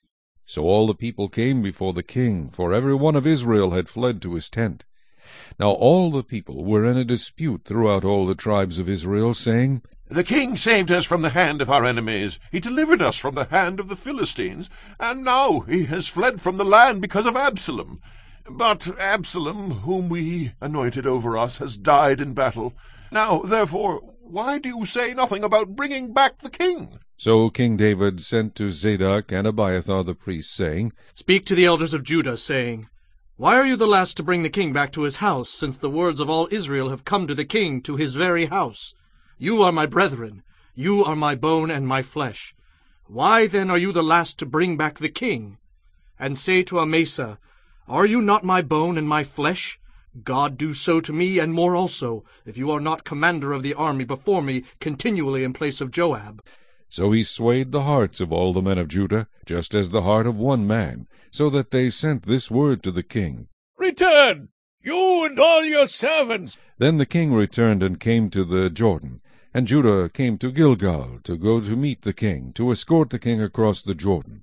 And Shimei, the son of Gera, a Benjamite, who was from Bahurim, hurried and came down with the men of Judah to meet King David. There were 1,000 men of Benjamin with him, and Ziba, the servant of the house of Saul, and his 15 sons and his 20 servants with him. And they went over the Jordan before the king. Then a ferry-boat went across to carry over the king's household, and to do what he thought good. Now Shimei, the son of Gera, fell down before the king when he had crossed the Jordan.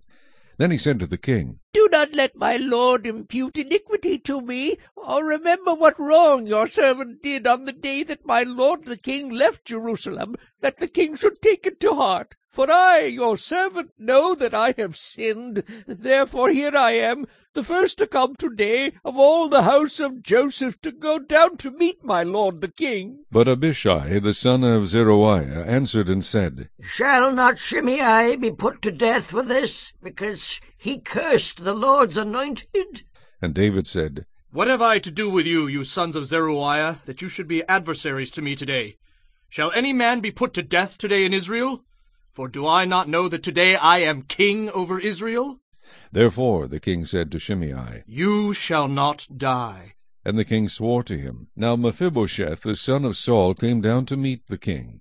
And he had not cared for his feet, nor trimmed his mustache, nor washed his clothes, from the day the king departed until the day he returned in peace. So it was, when he had come to Jerusalem to meet the king, that the king said to him, Why did you not go with me, Mephibosheth? And he answered, My lord, O king, my servant deceived me. For your servant said, I will saddle a donkey for myself, that I may ride on it and go to the king, because your servant is lame, and he has slandered your servant to my lord the king. But my lord the king is like the angel of God. Therefore do what is good in your eyes. For all my father's house were but dead men before my lord the king. Yet you set your servant among those who eat at your own table. Therefore, what right have I still to cry out any more to the king? So the king said to him, Why do you speak any more of your matters? I have said, you and Ziba divide the land. Then Mephibosheth said to the king, Rather, let him take it all, inasmuch as my lord the king has come back in peace to his own house. And Barzillai, the Gileadite, came down from Rogelim, and went across the Jordan with the king to escort him across the Jordan. Now Barzillai was a very aged man, 80 years old, and he had provided the king with supplies while he stayed at Mahanaim, for he was a very rich man. Then the king said to Barzillai, Come across with me, and I will provide for you while you are with me in Jerusalem. But Barzillai said to the king, How long have I to live, that I should go up with the king to Jerusalem? I am today 80 years old. Can I discern between the good and bad? Can your servant taste what I eat, or what I drink? Can I hear any longer the voice of singing men and singing women? Why then should your servant be a further burden to my lord the king? Your servant will go a little way across the Jordan with the king, and why should the king repay me with such a reward? Please let your servant turn back again, that I may die in my own city, near the grave of my father and mother. But here is your servant Kimham. Let him cross over with my lord the king, and do for him what seems good to you. And the king answered, Kimham shall cross over with me, and I will do for him what seems good to you. Now whatever you request of me, I will do for you. Then all the people went over the Jordan, and when the king had crossed over, the king kissed Barzillai and blessed him, and he returned to his own place. Now the king went on to Gilgal, and Chimham went on with him. And all the people of Judah escorted the king, and also half the people of Israel. Just then all the men of Israel came to the king, and said to the king, Why have our brethren, the men of Judah, stolen you away, and brought the king, his household, and all David's men with him across the Jordan? So all the men of Judah answered the men of Israel, Because the king is a close relative of ours, why then are you angry over this matter? Have we ever eaten at the king's expense, or has he given us any gift? And the men of Israel answered the men of Judah, and said, We have 10 shares in the king, therefore we also have more right to David than you. Why then do you despise us? Were we not the first to advise bringing back our king? Yet the words of the men of Judah were fiercer than the words of the men of Israel. Chapter 20. And there happened to be there a rebel, whose name was Sheba the son of Bichri, a Benjamite.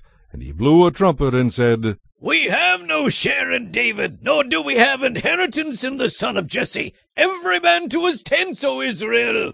So every man of Israel deserted David, and followed Sheba the son of Bichri. But the men of Judah, from the Jordan as far as Jerusalem, remained loyal to their king. Now David came to his house at Jerusalem, and the king took the 10 women, his concubines, whom he had left to keep the house, and put them in seclusion, and supported them, but did not go into them. So they were shut up to the day of their death, living in widowhood. And the king said to Amasa, Assemble the men of Judah for me within 3 days, and be present here yourself. So Amasa went to assemble the men of Judah, but he delayed longer than the set time which David had appointed him. And David said to Abishai, Now Sheba the son of Bichri will do us more harm than Absalom. Take your lord's servants and pursue him, lest he find for himself fortified cities and escape us. So Joab's men with the Kerethites and the Pelethites and all the mighty men went out after him, and they went out of Jerusalem to pursue Sheba the son of Bichri. When they were at the large stone which is in Gibeon, Amasa came before them. Now Joab was dressed in battle armor. On it was a belt with a sword fastened in its sheath at his hips, and as he was going forward, it fell out. Then Joab said to Amasa, Are you in health, my brother? And Joab took Amasa by the beard with his right hand to kiss him. But Amasa did not notice the sword that was in Joab's hand, and he struck him with it in the stomach, and his entrails poured out on the ground, and he did not strike him again. Thus he died. Then Joab and Abishai his brother pursued Sheba the son of Bichri. Meanwhile one of Joab's men stood near Amasa, and said, Whoever favors Joab, and whoever is for David, follow Joab. But Amasa wallowed in his blood in the middle of the highway. And when the man saw that all the people stood still, he moved Amasa from the highway to the field, and threw a garment over him, when he saw that every one who came upon him halted. When he was removed from the highway, all the people went on after Joab to pursue Sheba the son of Bichri. And he went through all the tribes of Israel to Abel and Beth-Maachah, and all the Beerites. So they were gathered together, and also went after Sheba. Then they came and besieged him in Abel of Beth-Maachah, and they cast up a siege mound against the city, and it stood by the rampart. And all the people who were with Joab battered the wall to throw it down. Then a wise woman cried out from the city, Hear, hear! Please say to Joab, Come near by, that I may speak with you. When he had come near to her, the woman said, Are you Joab? He answered, I am. Then she said to him, Hear the words of your maidservant. And he answered, I am listening. So she spoke, saying, They used to talk in former times, saying, They shall surely seek guidance at Abel, and so they would end disputes. I am among the peaceable and faithful in Israel. You seek to destroy a city and a mother in Israel. Why would you swallow up the inheritance of the Lord? And Joab answered and said, far be it from me that I should swallow up or destroy.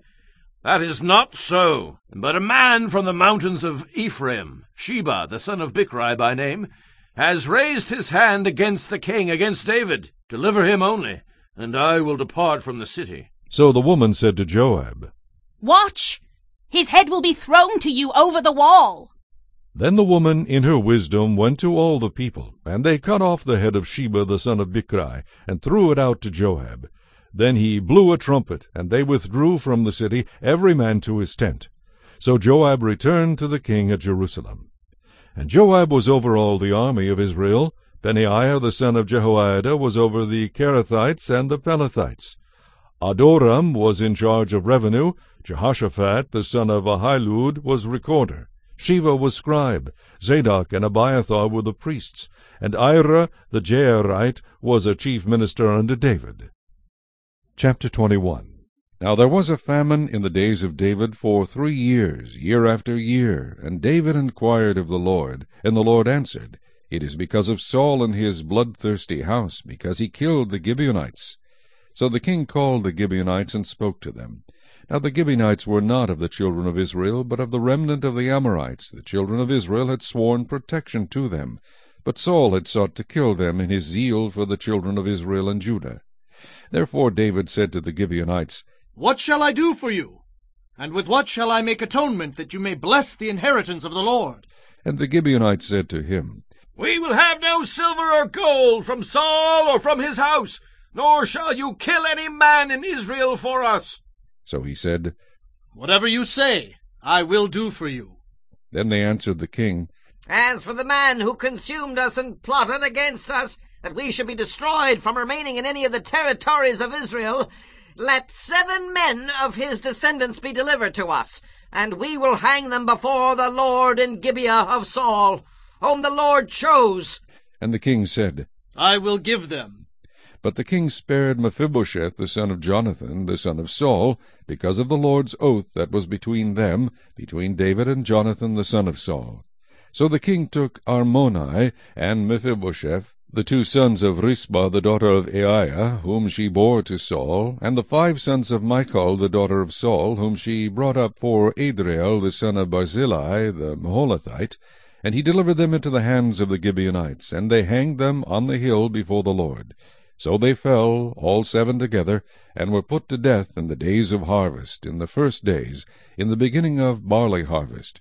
Now Rizpah the daughter of Aiah took sackcloth, and spread it for herself on the rock, from the beginning of harvest until the late rains poured on them from heaven. And she did not allow the birds of the air to rest on them by day, nor the beasts of the field by night. And David was told what Rizpah the daughter of Aiah, the concubine of Saul, had done. Then David went and took the bones of Saul and the bones of Jonathan his son from the men of Jabesh-Gilead, who had stolen them from the street of Bethshan, where the Philistines had hung them up, after the Philistines had struck down Saul in Gilboa. So he brought up the bones of Saul and the bones of Jonathan his son from there, and they gathered the bones of those who had been hanged. They buried the bones of Saul and Jonathan his son in the country of Benjamin in Zelah, in the tomb of Kish his father.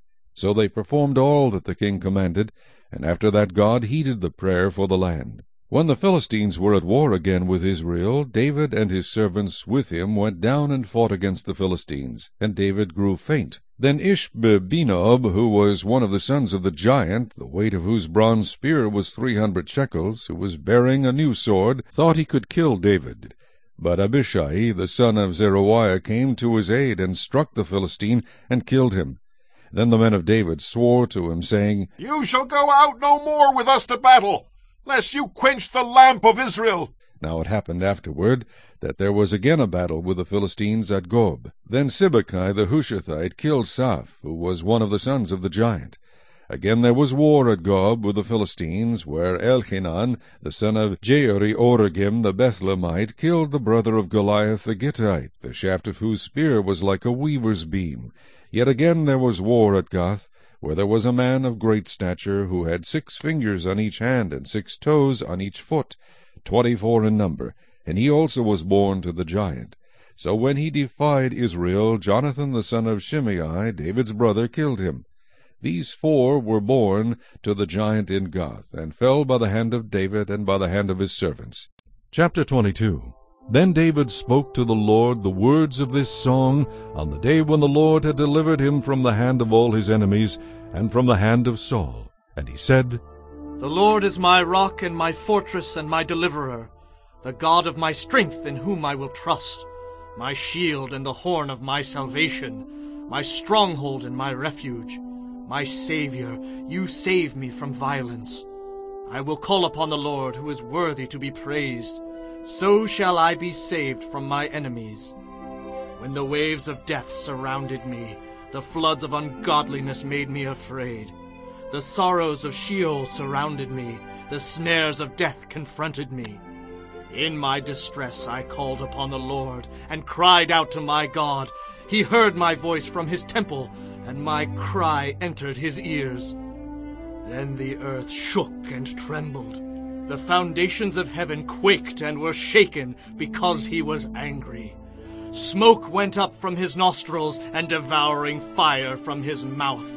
Coals were kindled by it. He bowed the heavens also, and came down with darkness under his feet. He rode upon a cherub and flew, and he was seen upon the wings of the wind. He made darkness canopies around him, dark waters and thick clouds of the skies. From the brightness before him, coals of fire were kindled. The Lord thundered from heaven, and the Most High uttered his voice. He sent out arrows and scattered them, lightning bolts, and he vanquished them. Then the channels of the sea were seen, the foundations of the world were uncovered, at the rebuke of the Lord, at the blast of the breath of his nostrils. He sent from above. He took me. He drew me out of many waters. He delivered me from my strong enemy, from those who hated me, for they were too strong for me. They confronted me in the day of my calamity, but the Lord was my support. He also brought me out into a broad place. He delivered me because he delighted in me. The Lord rewarded me according to my righteousness. According to the cleanness of my hands he has recompensed me. For I have kept the ways of the Lord, and have not wickedly departed from my God. For all his judgments were before me, and as for his statutes, I did not depart from them. I was also blameless before him, and I kept myself from my iniquity. Therefore the Lord has recompensed me according to my righteousness, according to my cleanness in his eyes. With the merciful you will show yourself merciful. With a blameless man you will show yourself blameless. With the pure you will show yourself pure. And with the devious you will show yourself shrewd. You will save the humble people, but your eyes are on the haughty, that you may bring them down. For you are my lamp, O Lord. The Lord shall enlighten my darkness. For by you I can run against a troop. By my God I can leap over a wall. As for God, his way is perfect. The word of the Lord is proven. He is a shield to all who trust in him. For who is God except the Lord? And who is a rock except our God? God is my strength and power, and he makes my way perfect. He makes my feet like the feet of deer, and sets me on my high places. He teaches my hands to make war, so that my arms can bend a bow of bronze. You have also given me the shield of your salvation. Your gentleness has made me great. You enlarged my path under me, so my feet did not slip. I have pursued my enemies and destroyed them. Neither did I turn back again till they were destroyed. And I have destroyed them and wounded them, so that they could not rise. They have fallen under my feet. For you have armed me with strength for the battle. You have subdued under me those who rose against me. You have also given me the necks of my enemies, so that I destroyed those who hated me. They looked, but there was none to save, even to the Lord, but he did not answer them. Then I beat them as fine as the dust of the earth. I trod them like dirt in the streets, and I spread them out. You have also delivered me from the strivings of my people. You have kept me as the head of the nations. A people I have not known shall serve me. The foreigners submit to me. As soon as they hear, they obey me. The foreigners fade away and come frightened from their hideouts. The Lord lives. Blessed be my rock. Let God be exalted, the rock of my salvation. It is God who avenges me and subdues the peoples under me. He delivers me from my enemies. You also lift me up above those who rise against me. You have delivered me from the violent man. Therefore I will give thanks to you, O Lord, among the Gentiles, and sing praises to your name. He is the tower of salvation to his king, and shows mercy to his anointed, to David and his descendants forevermore. Chapter 23. Now these are the last words of David. Thus says David the son of Jesse, thus says the man raised up on high, the anointed of the God of Jacob, and the sweet psalmist of Israel. The Spirit of the Lord spoke by me, and his word was on my tongue. The God of Israel said, the Rock of Israel spoke to me. He who rules over men must be just, ruling in the fear of God. And he shall be like the light of the morning when the sun rises, a morning without clouds, like the tender grass springing out of the earth, by clear shining after rain. Although my house is not so with God, yet he has made with me an everlasting covenant, ordered in all things and secure. For this is all my salvation and all my desire. Will he not make it increase? But the sons of rebellion shall all be as thorns thrust away, because they cannot be taken with hands. But the man who touches them must be armed with iron and the shaft of a spear, and they shall be utterly burned with fire in their place. These are the names of the mighty men whom David had: Josheb-Bashebeth the Tachmonite, chief among the captains. He was called Adonai the Eznite, because he had killed 800 men at one time. And after him was Eleazar the son of Dodo, the Ahohite, one of the 3 mighty men with David when they defied the Philistines, who were gathered there for battle, and the men of Israel had retreated. He arose and attacked the Philistines until his hand was weary, and his hand stuck to the sword. The Lord brought about a great victory that day, and the people returned after him only to plunder. And after him was Shammah the son of Agi the Hararite. The Philistines had gathered together into a troop where there was a piece of ground full of lentils. So the people fled from the Philistines. But he stationed himself in the middle of the field, defended it, and killed the Philistines. So the Lord brought about a great victory. Then 3 of the 30 chief men went down at harvest time, and came to David at the cave of Adullam, and the troop of Philistines encamped in the valley of Rephaim. David was then in the stronghold, and the garrison of the Philistines was then in Bethlehem. And David said with longing, Oh, that someone would give me a drink of the water from the well of Bethlehem, which is by the gate. So the 3 mighty men broke through the camp of the Philistines, drew water from the well of Bethlehem that was by the gate, and took it and brought it to David. Nevertheless he would not drink it, but poured it out to the Lord. And he said, Far be it from me, O Lord, that I should do this.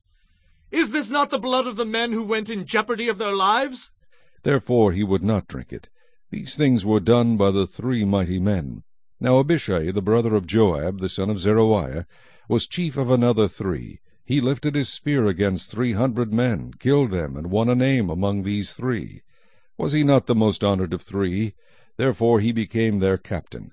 However, he did not attain to the first 3. Benaiah was the son of Jehoiada, the son of a valiant man from Kabzeel, who had done many deeds. He had killed 2 lion-like heroes of Moab. He also had gone down and killed a lion in the midst of a pit on a snowy day. And he killed an Egyptian, a spectacular man. The Egyptian had a spear in his hand. So he went down to him with a staff, wrested the spear out of the Egyptian's hand, and killed him with his own spear. These things Benaiah the son of Jehoiada did, and won a name among 3 mighty men. He was more honored than the 30, but he did not attain to the first 3, and David appointed him over his guard. Asahel the brother of Joab was one of the 30, Elhanan the son of Dodo of Bethlehem, Shammah the Harodite, Elika the Harodite, Helez the Paltite, Ira the son of Ikesh the Tekoite, Abiezer the Anathothite, Mebunai the Hushatite, Zalmon the Ahohite, Meharai the Netophathite, Heleb the son of Baanah the Netophathite, Ittai the son of Ribai from Gibeah of the children of Benjamin, Benaiah a Parathonite, Hiddai from the brooks of Gaash, Aba Elbon the Arbathite, Asmaveth the Barhumite, Eliahba the Shaalbonite, of the sons of Jashan, Jonathan, Shammah the Hararite, Ahiam the son of Sharar the Hararite, Eliphalet the son of Ahasbai, the son of the Meachathite, Eliam the son of Ahithophel the Gilonite, Hezrai the Carmelite, Pearai the Arbite, Igal the son of Nathan of Zobah, Bani the Gadite, Zelek the Ammonite, Neharai the Beerothite, armor-bearer of Joab the son of Zeruiah, Ira the Ithrite, Gareb the Ithrite, and Uriah the Hittite, 37 in all. Chapter 24. Again the anger of the Lord was aroused against Israel, and he moved David against them to say, Go, number Israel and Judah. So the king said to Joab, the commander of the army who was with him, Now go throughout all the tribes of Israel, from Dan to Beersheba, and count the people, that I may know the number of the people. And Joab said to the king, Now may the Lord your God add to the people 100 times more than there are, and may the eyes of my lord the king see it. But why does my lord the king desire this thing?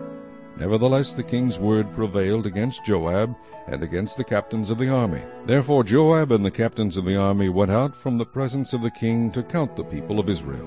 And they crossed over the Jordan and camped in Aroer on the right side of the town which is in the midst of the ravine of Gad, and toward Jazer. Then they came to Gilead and to the land of Tahtim Hodshai. They came to Dan Jaan and around to Sidon. And they came to the stronghold of Tyre, and to all the cities of the Hivites and the Canaanites. Then they went out to South Judah as far as Beersheba. So when they had gone through all the land, they came to Jerusalem at the end of 9 months and 20 days. Then Joab gave the sum of the number of the people to the king. And there were in Israel 800,000 valiant men who drew the sword, and the men of Judah were 500,000 men. And David's heart condemned him after he had numbered the people. So David said to the Lord, I have sinned greatly in what I have done. But now I pray, O Lord, take away the iniquity of your servant, for I have done very foolishly.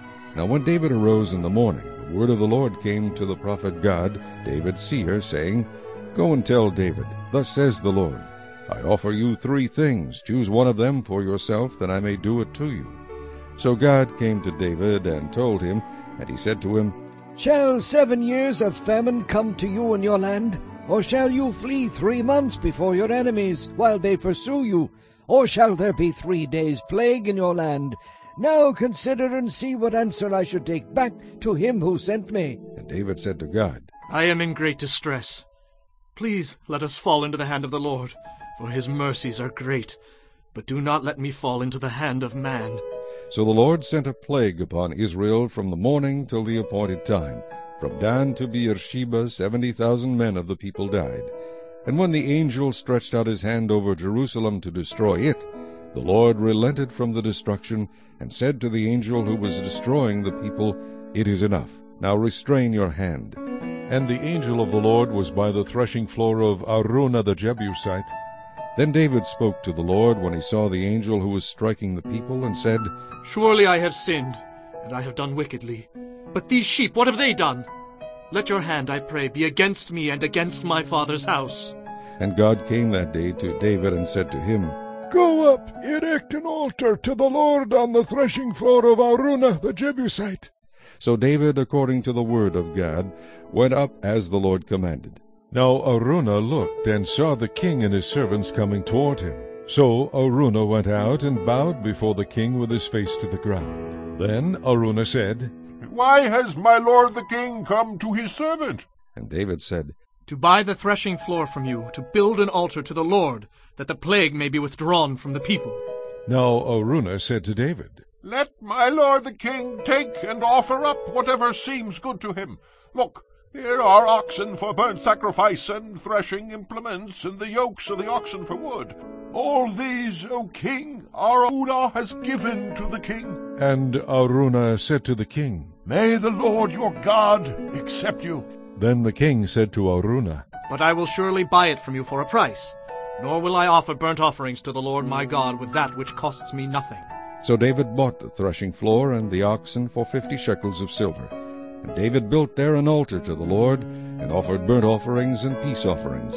So the Lord heeded the prayers for the land, and the plague was withdrawn from Israel.